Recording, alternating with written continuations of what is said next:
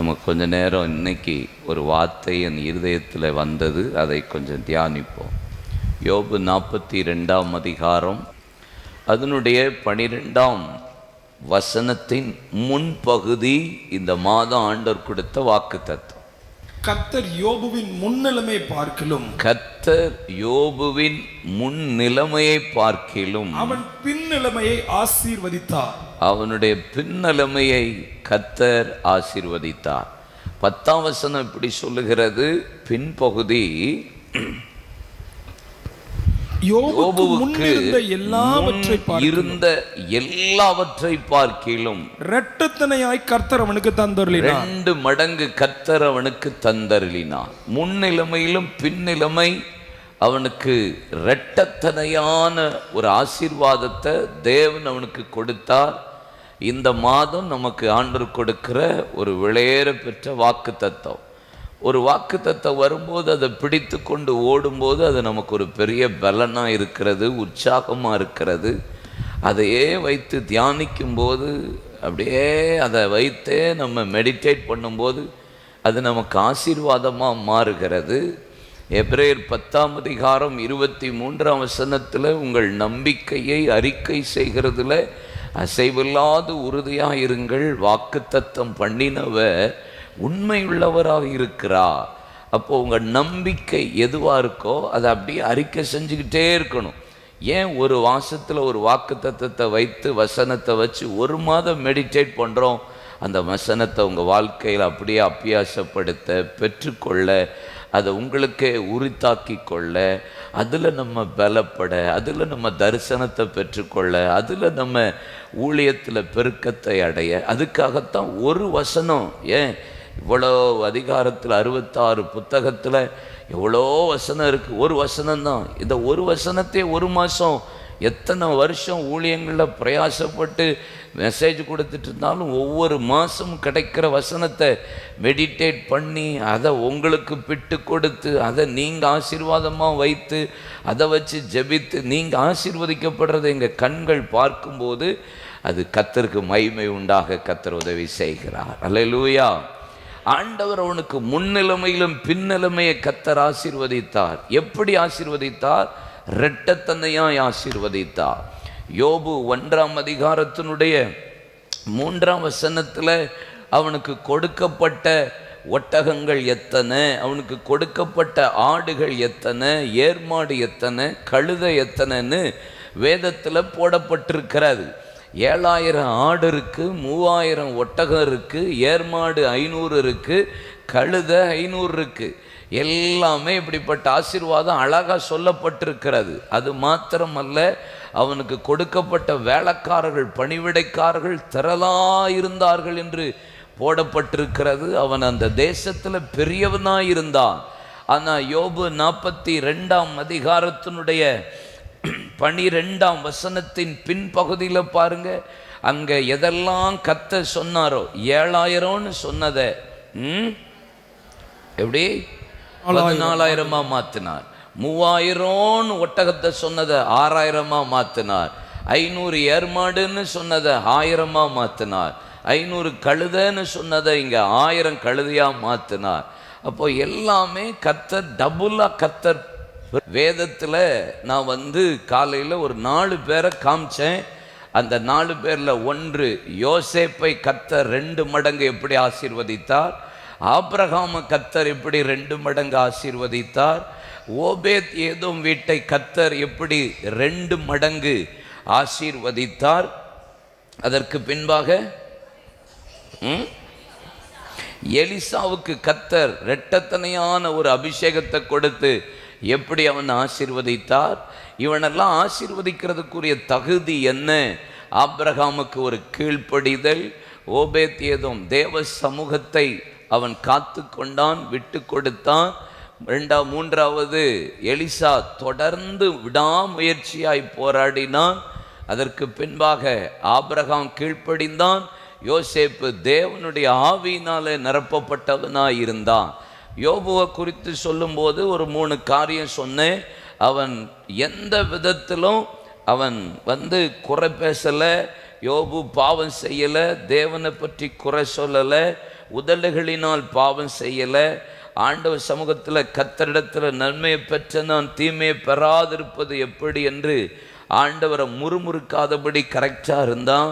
ஆண்டவர் யோபு 42:8 அவன் யோபுவை பற்றி ஆண்டவர் சொல்லுகிறார், என் தாசனாகிய யோபு பேசினது போல நிதானமாய் நீங்கள் யாரும் பேசவில்லை என்று கர்த்தர் யோபுவின் முன்னிலைமையை காட்டிலும் பின்னிலைமையை ஆசீர்வதித்தார், இரட்டத்தனையாய் ஆசீர்வதித்தார்.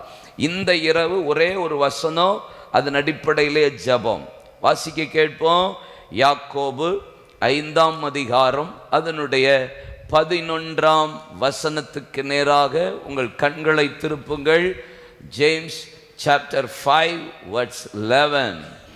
இதோ பொறுமையாய் இருக்கிறவர்களை பாக்கியவான்கள் என்கிறோமே. யோபுவின் பொறுமையை குறித்து கேள்விப்பட்டிருக்கிறீர்கள். யோபுவின் பொறுமையை குறித்து கேள்விப்பட்டிருக்கிறீர்களே, கர்த்தருடைய செயலின் முடிவையும் கண்டிருக்கிறீர்கள். இங்க அழகா சொல்றார் அப்போஸ்தலன், கர்த்தரின் செயலின் முடிவை கண்டிருக்கிறீர்களே. கர்த்தர் மிகுந்த உருக்கமும் இரக்கமுள்ளவராய் இருக்கிறார். யோபுவை கர்த்தர் இரட்டத்தனையாய் ஆசீர்வதிக்கிறதற்குரிய ஒரு பெரிய மறைபொருளை அப்படி அழகா யாக்கோபு சொல்றார். அவனுக்குள்ள இருந்த பொறுமை எவ்வளோ ஆச்சரியமா இருக்கு பார்த்தீங்களா? அவன் பாக்கியவானா இருந்திருக்கிறான். அவன் யோபுவை பற்றி யோசிக்கும் போது இவன் எல்லாவற்றிலும் பொறுமையோடே இருந்திருக்கிறான். அதுதான் பெரிய ஆசீர்வாதம். எனக்கு அதை விட 2வது பகுதி என்னை அதிகமாய் தொட்டது. கர்த்தருடைய செயலின் முடிவை கண்டீர்களே, அதுதான் ரொம்ப முக்கியம். ஒரு மனுஷனுடைய ஆரம்பத்தை பார்க்கிலும் முடிவு ரொம்ப ரொம்ப முக்கியம். மனுஷன் எப்பவுமே நம்ம முகத்தை பார்த்து, நம்ம சரீரத்தை பார்த்து, நம்ம ஆசீர்வாதங்களை பார்த்து, நம்முடைய கேரக்டர், ஒருவேளை நம்முடைய சூழ்நிலையை பார்த்து நம்மளை பார்த்து முடிவு பண்ணுவான். சாமுவேல் தீர்க்கதரிசி ஈசாய் வீட்டுக்கு அனுப்பின போது சாமுவேல் ஒவ்வொருத்தவனையா பார்த்து பார்த்து ஒரு முடிவு பண்ணிட்டான், இவன் தான். மனுஷனுடைய முடிவு பார்வையில் இருக்கும், மனுஷனுடைய முடிவு ஒருத்தனுடைய ட்ரெஸ்ஸிங்ஸில் இருக்கும், மனுஷனுடைய முடிவு வர்ற காரில் இருக்கும், மனுஷனுடைய முடிவு அவனுடைய பேக்ரவுண்டை பார்த்து நிர்ணயம் பண்ணினதாக இருக்கும். ஆனால் கர்த்தருடைய முடிவு நித்தியமாக இருக்கும். அந்த முடிவு சம்பூரணமாக இருக்கும். அல்லேலூயா சொல்லுங்க.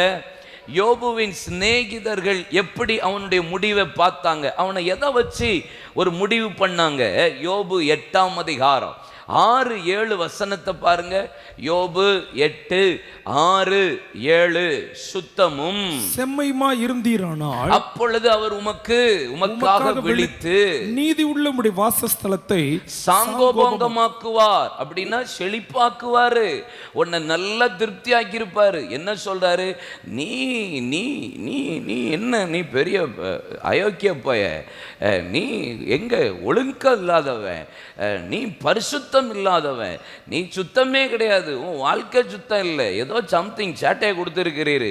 சுத்தமும் செம்மையுமா இருந்தீர் ஆனால், அப்படின்னா நீ இல்லை, நீ கரெக்டாக இல்லை, அதனால தான் உனக்கு இதெல்லாம் நடக்கிறது. அவர் அப்படி நீ சுத்தமும் செம்மையுமா இருந்திருந்தீர்னா உமக்காக அவர் நீதி செஞ்சு அவர் உம்மை செழிப்பாக்கி இருப்பாரு அப்படின்னு சொல்லிட்டு 7ஆம் வசனத்தில் பாருங்க, உம்முடைய துவக்கம் அற்பமா இருந்தாலும் உம்முடைய முடிவு சம்பூர்ணமா இருக்குமே அப்படின்னு ஒரு ஜட்ஜ்மெண்ட். எல்லாத்தையும் இழந்ததுனால ஜட்ஜ்மெண்ட், மனைவி தூசிக்கிறதுனால அவன் நண்பன் ஜட்ஜ்மெண்ட், பிள்ளைகள் மறித்ததுனால ஜட்ஜ்மெண்ட், சரீரம் முழுவதும் வியாதி வந்ததுனால ஒரு மனுஷனை குறித்த ஜட்ஜ்மெண்ட். இன்னைக்கு உலகம் நம்மளை பார்த்து பல முடிவை சொல்லும். நீ இதை செஞ்சதுனால தான் உனக்கு இது நடந்தது. சிலருடைய சீப்பான கேரக்டர் அதில் புரிந்து கொள்ளலாம், சிலருடைய அசிங்கமான சுபாவத்தை அதில் பார்க்கலாம். நீ ஒழுங்கா இருந்தா இப்படி நடந்திருக்குமா அப்படின்னு சொன்னாலே அங்க எங்கேயோ தப்பு இருக்குன்னு அர்த்தம். ஆனா கர்த்தர் என் முடிவை அவர் கரத்தில் வைத்திருக்கிறார். என்ன? அவர்தான் ஆல்பா, அவர்தான் ஒமேகா, அவர்தான் ஆதி, அவர்தான் அந்தமுமானவர். என் துவக்கமும் அவர்தான், என் முடிவும் அவர்தான், என்னை ரூபகாரப்படுத்துகிறவரும் அவர்தான். அல்லேலூயா. மனுஷன் எப்போதும் நமக்கு நடக்கிறத வச்சு முடிவு சொல்லுவான். நோ, கர்த்தருக்கு தெரியும் என் முடிவு. அல்லேலூயா சொல்லுங்க. சில ஆளு அவங்க முடிவை குறித்தே சில நேரம் சொல்லுவாங்க. என்னாகமத்தின் புஸ்தகம் 23ஆம் அதிகாரம் 10ஆம் வசனத்தில் இஸ்ரவேலில் ஒரு தீர்க்கதரிசி இருந்தாராம், பிழையாம் என்கிற ஒரு தீர்க்கதரிசி. அந்த தீர்க்கதரிசிட்ட போய் பாலாக்கு போய் இஸ்ரவேல் ஜனங்களை சபிக்கும்படி அழைத்து கூலிக்காக கொண்டு வரான். ஆனா அந்த ஆளு அவனை பத்தியே ஒன்று சொல்றான் பாருங்க. இஸ்ரவேலை பத்தி சொல்லிட்டு அவனை பத்தி ஒன்று சொல்லுறான். வாசிக்க கேட்போமா? யாக்கோபின் தூளை எண்ணத்தக்கவன் யார்? இஸ்ரவேலின் காற்பங்கை எண்ணுகிறவன் யார்? நீதிமான் மரிப்பது போல் நான் மரிப்பேனாக. அவன் என்ன சொல்றான்? நான் நீதிமான் மரிப்பது போல மரிப்பேன், என் முடிவு அவன் முடிவு போல் இருப்பதாக என்றார். நீதிமான போல நான் மரிப்பேன், அந்த முடிவு தான் எனக்குன்னு பிழையாம் சொல்றா. அந்த பிழையாம் எப்படிப்பா மரிச்சான்? பேயரின் குமாரனாகிய பீழையாமையும் பட்டயத்தினாலே கொன்று போட்டார்கள். எப்படி கொன்று போட்டார்களா? பட்டயத்தாலே அவனை கொன்று போட்டார்கள். எதுக்கு?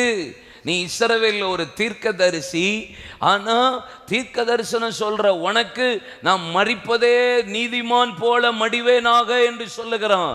ஆனா மனுஷனுடைய முடிவு பட்டயத்தாலே மரித்து போனான். அல்லேலூயா. பலருடைய முடிவு இன்னைக்கு அப்படிதான் இருக்கு. ஆரம்பம் ரொம்ப பயங்கரமா இருக்கு, ஆனா முடிவு ரொம்ப ரொம்ப ரொம்ப ரொம்ப மோசமாய் வேதத்தில் சொல்லப்பட்டிருக்கிறது. உபாகமத்தின் புஸ்தகத்துல நீங்க வாசித்து பாருங்க, 32ஆம் அதிகாரம் 29ஆம் வசனத்துல அவர்கள் ஞானம் அடைந்து இதை உணர்ந்து கொண்டு தங்கள் முடிவை சிந்தித்து கொண்டு இருந்தால் நலமாயிருக்கும், சிந்தித்து கொண்டால் நலமாயிருக்கும். ஒவ்வொரு கர்த்தருடைய பிள்ளையும் நம்முடைய முடிவை குறித்து ரொம்ப கவனமா இருக்கணும். ரொம்ப ஆட்டம், ஓவர் ஆட்டம் பயங்கரமா இருக்கும். பல பேருக்கு முடிவு ரொம்ப பரிதாபமா இருக்கும். நான் ஆணையாக்கும் பூனையாக்கும்னு சொன்ன ஆட்களுடைய முடிவெல்லாம் தெருவில் அசிங்கமா கேவலமா பரிதாபமா இருந்த நிலைமையை நான் பல பேரை நான் பார்த்திருக்கிறேன். ஆனா வேதம் இங்கே சொல்லுகிறது, யாக்கோபு 5:11, எனக்கு ஒருத்தர் சொல்றாரு யோபுவின் முடிவை குறித்து. அவர் முடிவை குறித்து சொல்லுகிறார். எப்படி? பொறுமையா இருக்கிறவர்களை பாக்கியவான்கள் என்று எண்ணுகிறீர்களே, யோபுவின் பொறுமை குறித்து கேள்விப்பட்டிருக்கிறீர்களே, கர்த்தருடைய செயலின் முடிவையும் கண்டிருக்கிறீர்களே. எப்படி முடிவு?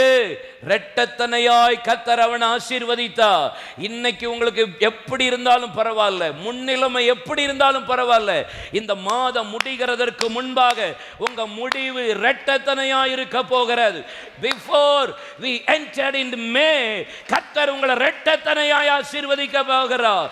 யோசேப்பை மேற்புறத்திலும் கீழ்ப்புறத்திலும் ஆசீர்வதித்தது போல அக்சாலுக்கு கர்த்தர் மேற்புறத்திலும் கீழ்ப்புறத்திலும் ஆசீர்வாதத்தை கொடுத்தது போல ஆபிரகாமுக்கு கர்த்தர் வானத்தின் ஆசீர்வாதத்தையும் பூமியின் ஆசீர்வாதத்தையும் கொடுத்தது போல எல்லா ஆசீர்வாதத்தினால இந்த மாதம் உங்களுக்கு கொடுக்க போகிறார். விசுவாசிக்கிறீங்களா? நம்புறீங்களா? அல்லேலூயா. முடிவு பக்கத்தில் கையை பிடிச்சி சொல்லுங்க, முடிவு ரொம்ப முக்கியம். ஆமென். யூதாஸோட ஆரம்பம் சூப்பராக தான் இருந்துச்சு, முடிவு தற்கொலை. சவுலுடைய ஆரம்பம் சூப்பராக தான் இருந்துச்சு, முடிவு தற்கொலை. தற்கொலை. யோனத்தானுடைய ஆரம்பம் சூப்பராக இருந்தது, முடிவு யுத்தத்தில் வெட்டப்பட்டு செத்து போனான். அப்சலோமுடைய ஆரம்பம், ராஜாவுனுடைய மகன், சூப்பராக தான் இருந்தது, முடிவு கருவாலி மரத்தில் தொங்கி யோவாப் ஒரு 2 வல்லையத்தினாலே குத்தி இருதயத்தை உருவ குத்தினான், முடிவு பரிதாபம். அகித்தோப்பேல் தேவனுடைய ஆலோசனையை கொடுக்கிற தேவ மனிதன், ஆரம்பம் சூப்பர், ஆனால் முடிவு தற்கொலை. நீங்கள் வேதத்தில் பல பேருடைய ஆரம்பம் பயங்கரமாக இருக்கலாம். யோபு 6ஆம் அதிகாரம் 11ஆம் வசனத்தை பாருங்க. யோபு சொல்றாரு, நான் காத்து கொண்டிருக்க என் பலன் எம்மாத்திரம், என் ஜீவனை நீடித்திருக்க பண்ண என் முடிவு எப்படிப்பட்டது. என் முடிவு எப்படிப்பட்டது? யோபு 16:22 பாருங்க. குறுகின வருஷங்களுக்கு முடிவு வருகிறது, நான் திரும்பி வராத வழியிலேயே போயிடுவேனோ, என் முடிவு எப்படி இருக்குன்னு எனக்கு தெரியலையோ, கொஞ்சம் கஷ்டமாக இருக்க, நான் இப்படியே போய் செத்துருவேனோ, அப்படியே மறிச்சிருவேனோ அப்படின்னு சொல்கிறா. ஆனால் சங்கீதம் 37:37 பாருங்க, நீ உத்தமனை நோக்கி செம்மையானவனை பார்த்துரு, அந்த மனுஷனுடைய முடிவு எப்படி இருக்கும்? அப்போ ஆண்டவர் யோபுவை பார்த்து ஒன்று சொல்றார், இவன் உத்தமன், சன்மார்க்கன், பொல்லாப்புக்கு விலகுகிறவன், நீதிமான், பொறுமையா இருக்கிறவன். அப்போ உத்தமனை நோக்கி செம்மையானவனை பார்த்துரு, அந்த மனுஷனுடைய முடிவு எப்படிதான் இருக்கும்? யோபுவின் முடிவை கர்த்தர் ஃபிக்ஸ் பண்றார், சமாதானம். இந்த மாதம் உங்களுக்கு இரட்டத்தனையாய் பலன் வரும், அது சமாதானமா இருக்கும். அல்லேலூயா சொல்லுங்க. பிரசங்கி 7:8 பாருங்க, ஒரு காரியத்தின் துவக்கத்தை பார்க்கிலும் அதன் முடிவு நல்லது, பெருமை உள்ளவனை பார்க்கிலும். அப்ப ஏன் ஆண்டவர் உத்தமன்னு சொல்லிட்டு யோபுவை பத்தி எங்கேயுமே பொறுமையா இருந்தான்னு எங்கேயாவது சொல்லியிருக்காரா? நிதானமா பேசினான்றாரு, உத்தமன்றாரு. ஆனா பிரசங்கி எழுதும்போது தான் சொல்றாரு பொறுமை உள்ளவன் உத்தமன். அதனால தான் யாக்கோபு எழுதும்போது சொல்றார், பொறுமையா இருக்கிறவர்களை கேள்விப்பட்டிருக்கிறீர்களே, யோபுவின் பொறுமையை குறித்து கேள்விப்பட்டீர்களே, கர்த்தருடைய முடிவையும் அவருடைய இரக்கத்தையும் பார்த்தீங்களே, அவர் எப்பேற்பட்ட முடிவை கொடுப்பா. முடிவு எப்பயும் இரட்டத்தனையாக தான் இருக்கும். நீங்கள் படுற எல்லா பாடுகளுக்கு முடிவு இரட்டத்தனையான பலன். அல்லேலூயா சொல்லுங்க. ட்ரபுளா இருக்கா? சொல்லுங்க, ட்ரபுளா இருக்கா? டபுளா கிடைக்கும். பக்கத்தில் பார்த்து சொல்லுங்க, இந்த மாதம் ட்ரபுள் பட் டபுள். ஆமென். ட்ரபுளில் தான் உங்களுக்கு டபுளை கத்த தருவார் இந்த மாதம். ட்ரபுளே இல்லைன்னா நோ டபுள். ஆமென். பல பேருக்கு டபுள் தான் வேண்டி இருக்கிறது. ஆமென். உங்கள் வாழ்க்கையில் என்னென்ன ட்ரபுள் இந்த மாதம் இருந்தாலும்